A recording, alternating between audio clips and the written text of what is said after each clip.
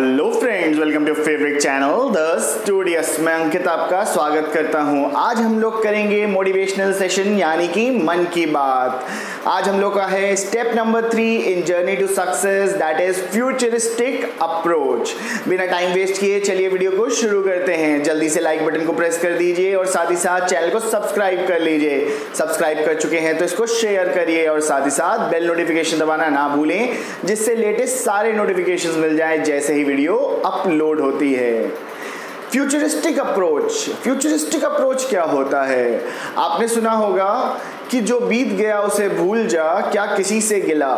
तो जो चीज़ बीत गई, जो चीज़ पास्ट में चली गई, उसको आपको भूल जाना चाहिए और सोचना चाहिए अपने फ्यूचर के बारे में।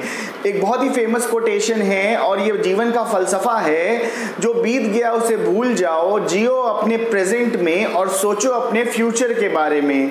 कभी भी अपने पास्ट के बारे में नहीं सोचना चाहिए, क्योंकि पास्ट चाहे जितना भी अच्छा हो, चाहे जितना भी बुरा हो, वो आपके प्रेजेंट और फ्यूचर को कभी भी डिफाइन नहीं कर सकता। प्रेजेंट आपकी मेहनत से डिफाइन होता है और फ्यूचर आपकी proper intelligent efforts and thinking से, जो हमारा प्रीवियस वीडियो था। चलिए एक एग्जांपल के थ्रू बताता हूं। सपोज सोचिए कि एग्जाम आने वाले हैं, सेकेंड टर्म का सिलेबस खत्म होने वाला है और आपकी नोटबुक खत्म हो गई। नोटबुक खत्म हो गई तो आप क्या करोगे? नई नोटबुक ले लोगे। जैसे ही आप नई नोटबुक लोगे, सेकेंड टर्म के एग्जाम्स बहुत ही पास हैं, 10-15 दिन में होने वाले हैं, कितने पेजेस भर लोगे? 10, 15, 20, इससे ज़्यादा तो नहीं भर पाओगे। और जैसे ही आपके एग्जाम ओवर हुए तो क्या हुआ?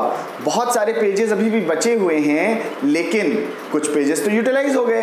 तो जो पेजेस यूटिलाइज हो गए, आप उसे क्या करोगे? उसे या तो टीयर कर दोगे, या तो उसको टेप से रैप करके आगे उस कॉपी में लिखोगे ना, उस नोटबुक को यूज करोगे ना। यस, यही मैं कहना चाह रहा हूं आपसे कि आप लोग सिंपल सी एक चीज समझिए कि लाइफ भी आपको एक नोटबुक की तरह अपॉर्चुनिटीज देती है और एक नोटबुक की तरह है, जहां पर जो पेजेस यूटिलाइज हो गए वो आपका पास्ट है। उसे रैप करो, उसे फाड़ दो, उसे फेंको और अपने फ्यूचर के लिए क्लीन स्लेट से काम करो। और फ्यूचर के लिए काम कैसे करोगे? अपने प्रेजेंट में हार्ड वर्क करके।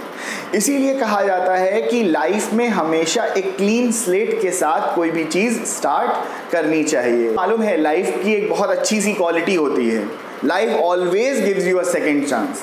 ऐसा कभी नहीं होता लोग कहते हैं मैं तो बर्बाद हो गया, मैं डिस्ट्रॉय हो गया, मेरी लाइफ में कुछ नहीं बचा। याद रखिए, लाइफ की सबसे अच्छी क्वालिटी है, लाइफ हमेशा सेकेंड चांस देती है।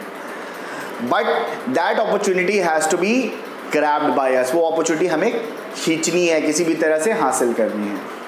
लाइफ में किसी के साथ ग्रजेस नहीं रखने चाहिए। हमेशा कोशिश करनी चाहिए कि हम लाइफ में मूव ऑन कर जाएं, और राइट मेंटर और राइट गाइड की उस समय बड़ी ज़रूरत होती है।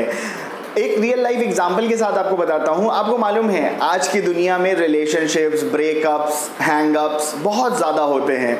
तो कई बार लोग जब बहुत ज़्यादा इमोशनली अटैच हो जाते हैं तो क्या होता है कि अगर किसी ने उनको रिजेक्ट कर दिया तो क्या होता है, वो एक डिप्रेशन में चले जाते हैं, सुसाइडल डिप्रेशन में चले जाते हैं, कभी कभी सुसाइड अटेम्प्ट करते हैं। इसी तरह का एक इंसिडेंट दिल्ली में हुआ, जहाँ पर एक स्मार्ट सा लड़का एक लड़की से प्यार करता था और फाइनली उसने उसे प्रपोज किया। जब प्रपोज किया तो लड़की ने उसे मना कर दिया, और जब लड़की ने उसे मना किया तो वो बहुत ज़्यादा डिप्रेशन में चला गया। वो बिल्कुल किसी से बात नहीं करता था, गुमसुम रहता था और केवल एक लाइन बोलता था, XYZ ने मुझे छोड़ दिया, XYZ ने मुझे छोड़ दिया। यहाँ मैं किसी भी लड़की का नाम नहीं लेना चाहूँगा। अब जब इसके पेरेंट्स इस चीज़ को देख रहे थे, बहुत परेशान थे, वो भी उसके फादर बहुत परेशान थे। उन्होंने सोचा क्यों ना इसे साइकेट्रिक हेल्प दिलाई जाए, तो उन्होंने एक अपॉइंटमेंट ले ली साइकेट्रिस्ट से। साइकेट्रिस्ट जो था वो बहुत ही एक्सपीरियंस था। उसने कहा ठीक है, इसको मेरे क्लिनिक पे भेज दीजिए, देखते हैं इसकी काउंसलिंग कर। जब ये वहाँ पहुँच रहा था उसके पहले ही साइकेट्रिस्ट ने एक काम किया। उसने एक CD प्लेयर का अरेंजमेंट करवाया और CD पर उसने एक लाइन को रिकॉर्ड कर दिया। उस लाइन को जब उसने रिकॉर्ड किया तो उसमें एक लाइन थी बस, I am alone, you are alone, I am alone, you are alone। इसके अलावा कुछ भी उसने रिकॉर्ड नहीं किया। जब वहाँ पर वो लड़का पहुँचा तो उसने कहा बहुत अच्छे आप आए हो, चलो पानी वानी पी लो, थोड़ा रिलैक्स हो जाओ, और ये लो एक CD, इसको सुन लो, थोड़ा रिलैक्स हो जाओ, फिर बात करते हैं। जब ये CD उसने प्ले करी तो डॉक्टर ने ध्यान दिया कि इसके पास कोई कंट्रोल ना रहे, इसके पास केवल ईयरफोन रहे जिससे वो सुन सके। जब वो सुन रहा था तो 1 मिनट तक तो उसने सुना कि I am alone, you are alone, फिर वो फ्रस्ट्रेट होने लगा। 3 मिनट में वो सोच रहा था बस इसको किसी तरह से बंद कर दिया जाए, लेकिन डॉक्टर ने उसको क्लोज़ नहीं किया, उस सेशन को क्लोज़ नहीं किया, और 8 मिनट में तो वो फ्रस्ट्रेट होकर इधर उधर ईयरफोन फेंकने लगा। फिर डॉक्टर ने उससे बोला क्या हो गया, क्यों इतना ज़्यादा फ्रस्ट्रेट हो रहे हो? उसने कहा इस सीडी में है क्या, केवल यही एक लाइन बज रही है, you are alone I am alone, you are alone I am alone, और कुछ नहीं है सीडी में। तो कह रहे सीडी का क्या करना चाहिए? तो उसने कहा कि सीडी को उठाकर फेंक दो, ये बेकार है, इस सीडी प्लेयर में नई सीडी डालो, कुछ अच्छा करो। तो उसने कहा छोड़ दे, फेंक दे। डॉक्टर ने स्माइल करके जब ये चीज़ कही तो डॉक्टर ने उससे यही समझाया कि लाइफ तेरी सीडी प्लेयर है, और एक सीडी अगर उसमें ख़राब है या एक सीडी में अगर एक ही लाइन है तो लाइफ में वहाँ पर स्टक अप मत हो जाओ, मूव ऑन करो। ये केवल गर्लफ्रेंड बॉयफ्रेंड की बात नहीं है, लाइफ में कभी भी कोई भी सिचुएशन ऐसी होती है तो वहाँ पर स्टक अप नहीं करना चाहिए, वहाँ पर आपको मूव ऑन कर जाना चाहिए। इसीलिए कहा जाता है लाइफ में आप किसी के खिलाफ कोई ग्रज होल्ड करके मत चलो, क्योंकि अगर ग्रज होल्ड करके चलोगे तो वो आपको खुद ही खा जाएगा, आपको खुद ही वो नुकसान पहुंचाएगा। इसका एग्जाम्पल बताऊं आपको, आपके स्क्रीन पर एक चेयर दिख रही होगी, छोटी सी प्लास्टिक की चेयर है, कितनी भारी होगी? ज़्यादा 200 ग्राम 300 ग्राम। आराम से होल्ड कर लोगे ना? होल्ड कर लो। सपोज आप इसको होल्ड कर रहे हो, आप 1 घंटा होल्ड करे रहो, कोई फ़र्क नहीं पड़ने वाला। 2 घंटा 3 घंटा जब लगातार होल्ड करोगे हाथ सुन्न होने लगेंगे, नम होने लगेंगे। जब 2-3 दिन लगातार होल्ड करोगे तो याद रखो डॉक्टर के पास जाना पड़ेगा कि नहीं। बिल्कुल इसी तरह से आपकी लाइफ में ग्रजेस भी होते हैं और लोगों के प्रति परेशानियां और उनके दुर्भावना होती है। आप अगर उसे होल्ड करे रहते हो तो लाइफ में वो हमेशा आपको नुकसान पहुंचाती हैं। और इसी तरह से वो लोग होते हैं जो आपको कहते हैं कि ये काम तुझसे नहीं होगा, निगेटिव थिंकिंग आपके दिमाग में डालते हैं। इन दोनों चीज़ों को छोड़ दीजिए। लाइफ में आपके केवल 2 तरीके के लोग होने चाहिए। एक लोग जो आपको सपोर्ट करें, कहें कि हाँ आप कर सकते हो, आज से अच्छा कोई नहीं है, आपको करना चाहिए और ये तरीका इसको करो। और दूसरे वो लोग होते हैं जो कुछ ना बोलें। सही बता रहा हूँ, दूसरे ऐसे लोग होते हैं जो कुछ ना बोले, बस चुपचाप रहें। क्यों? क्योंकि अगर आपको वो निगेटिव भी नहीं बोल रहे हैं तो आप कम से कम संतुष्ट। तो याद रखिए लाइफ में हमेशा पास्ट के आगे बढ़ जाइए, फ्यूचरिस्टिक अप्रोच को अपनाइए और लाइफ में हमेशा मूव ऑन करिए। आपको मालूम है जीसस का कहना था, जीसस कहते थे कि लाइफ में जो बुरा है उसे छोड़ दो, जो बुराई है उसे छोड़ दो।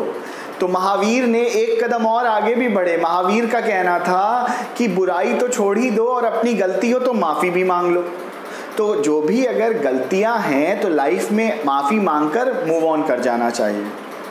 आपको एग्जाम्पल के थ्रू बताता हूं, अगर कोई इंसान अपने पास्ट को, अपने कंफर्ट जोन को छोड़कर आगे नहीं बढ़ेगा, फ्यूचरिस्टिक अप्रोच नहीं अपनाएगा, तो वो कभी भी आपका रिमेंबर्ड नहीं रहेगा, वो कभी भी अपनी लाइफ में याद नहीं रखा जाएगा।